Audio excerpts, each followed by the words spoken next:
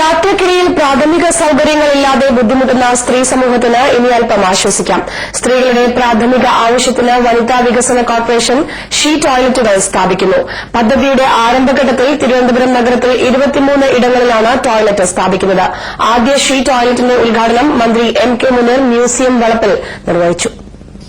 പുരുഷന്മാരെ പോലെ എവിടെയും മൂത്രമൊഴിക്കാൻ സാധിക്കാത്ത സ്ത്രീകളെ അലട്ടുന്ന പ്രശ്നമാണ് വൃത്തിയും വെടുപ്പുമുള്ള ടോയ്ലറ്റുകളുടെ അപര്യാപ്തത. കാലങ്ങളായുള്ള സ്ത്രീകളുടെ ആ പ്രശ്നമാണ് ഷീ ടോയ്ലറ്റിലൂടെ പരിഹരിക്കപ്പെടുന്നത്.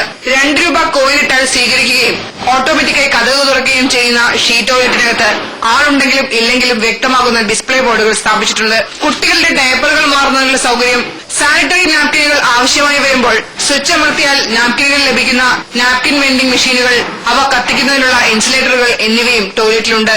കൂടാതെ കയറുന്നതിന് തൊട്ടുമുമ്പും ഉപയോഗശേഷവും 3 തവണ സ്വയം വൃത്തിയാക്കേണ്ട സൌകര്യവും ടോയ്ലറ്റിനുണ്ട്. അതുകൊണ്ട് തന്നെ അശ്രദ്ധ മൂലമുള്ള വൃത്തിഹീനതയും ഷീ ടോയ്ലറ്റിനെ ബാധിക്കില്ല. GPRS സംവിധാനത്തിലൂടെ ദൂരെയുള്ള കേന്ദ്രത്തിൽ നിന്നാണ് ടോയ്ലറ്റിനെ നിയന്ത്രിക്കുന്നത്.